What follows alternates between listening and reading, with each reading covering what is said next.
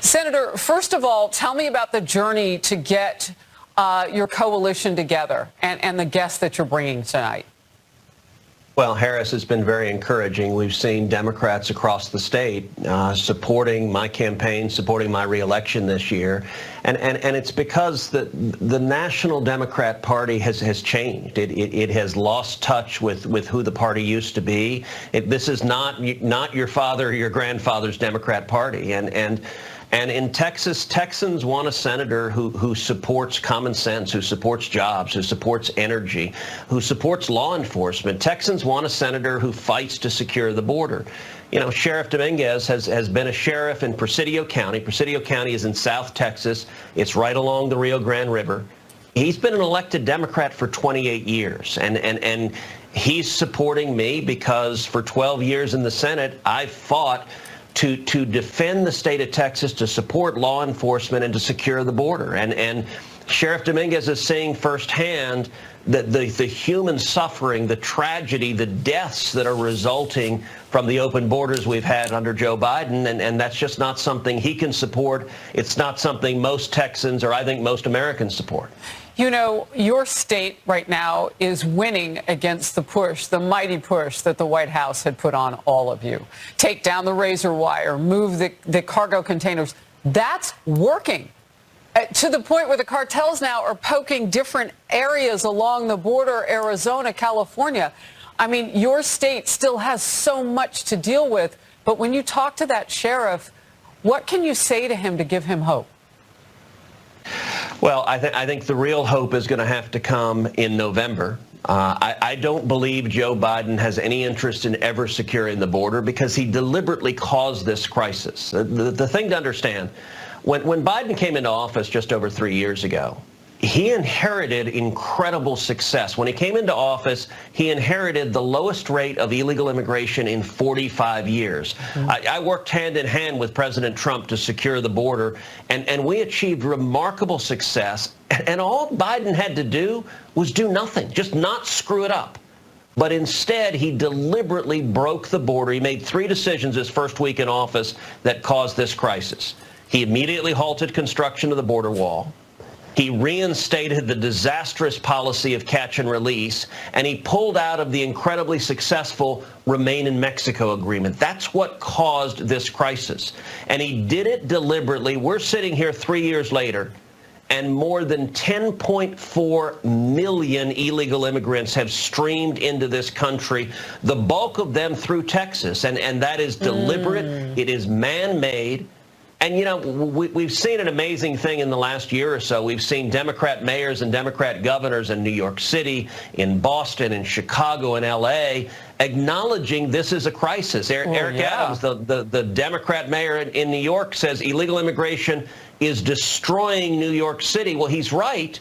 But New York City has had 110,000 illegal immigrants come to it. Texas and the rest of the southern border, we've had 10.4 million. And this is a crisis, and it's a crisis that the president caused. It's a crisis Joe Biden could fix, but he doesn't want to. The answer is going to be winning in November. Well, we know that when numbers get that big, and by the way, I've been interviewing particularly black residents in Chicago who feel like all their resources are being soaked up by the illegals. Because fentanyl makes every state a border state. Yes. So Illinois has really dealt with that. But what I want to make the point about is when you get numbers that high, you can't control, vet, or even hope to know who's coming into the country. And so murderers, all sorts of people are coming across the border now. People on the terrorist list, we know one went through Brownsville just days before the president was supposed to have a scrubbed forensic clean visit, which he did. I don't even know if he knew who had just crossed the border.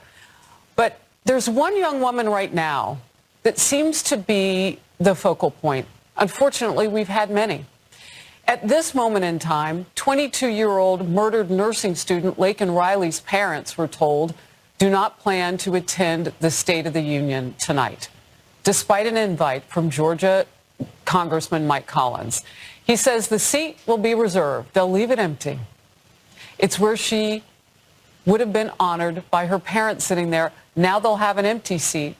It will remain vacant to honor Laken and all American victims of illegal alien crimes. And we will wait to see if President Biden actually says Laken Riley's name. He has not yet. Your thoughts on it? You know, Harris, it's absolutely tragic, and sadly, I think Joe Biden will not say her name. He has refused to say it so far. I don't think we will hear the words Laken Riley when he stands there. I don't think he will acknowledge the empty chair. I don't think he will acknowledge the mother and father who are grieving the loss of their beautiful daughter.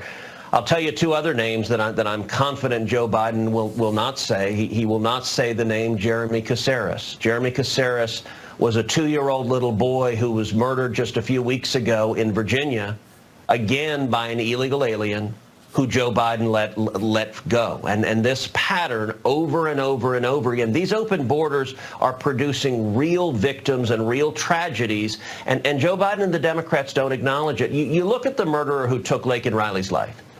He was from Venezuela. He was apprehended in Texas, in El Paso. Now, the right thing to do would have been, when he was apprehended there, to have put him on a plane and to flown him back to Venezuela. That would have been the right thing to do. And if Joe Biden had done that, Laken Riley would still be alive. But Biden didn't do that. Instead, he paroled him into the country, let him go. What did he do? He went to New York City. In New York City, he again was arrested a second time, this time for endangering a child. But New York City is a sanctuary city. So what did they do? They let him go. They didn't put him in jail. They didn't deport him. They let him go. If New York City had put him in jail for endangering a child, Laken Riley would still be alive. But instead, that murderer went down to Georgia, and Laken Riley went out for a jog, and he beat her to death. These are real victims, and our families are all in greater jeopardy because of Biden's radical open borders, and he refuses to change it. He refuses to fix it. Well, Senator, and the suspects in these cases all broke our initial border law. They came here illegally. Yes. We could have immediately deported them. And then none of this would be happening. The NYPD officers beaten in the streets of Times Square, all of it. All right, I want to get to this. And it's pretty unbelievable, so we just have to see it. It's loads of backlash now around the MSNBC panel, whose members were laughing, thought it was hysterical, during a segment about voters' top concern. I mean, all over the country now, top concern being the situation at our border. Let's watch. I still don't have a word for it. Yeah. Look, I've actually called on Jen Psaki and Rachel Maddow to apologize for that, to apologize. You know, I mentioned Jeremy Caceres a second ago. He was murdered about 30 miles away from Jen Psaki's $1.7 million home in Arlington, Virginia. But from her perspective, that apparently is a laughing matter. She doesn't understand why families are concerned when their children are being murdered by illegal aliens. Well, you know what? Across the country, a whole lot of families understand, and we want to protect our families. We want to support law enforcement and secure the border.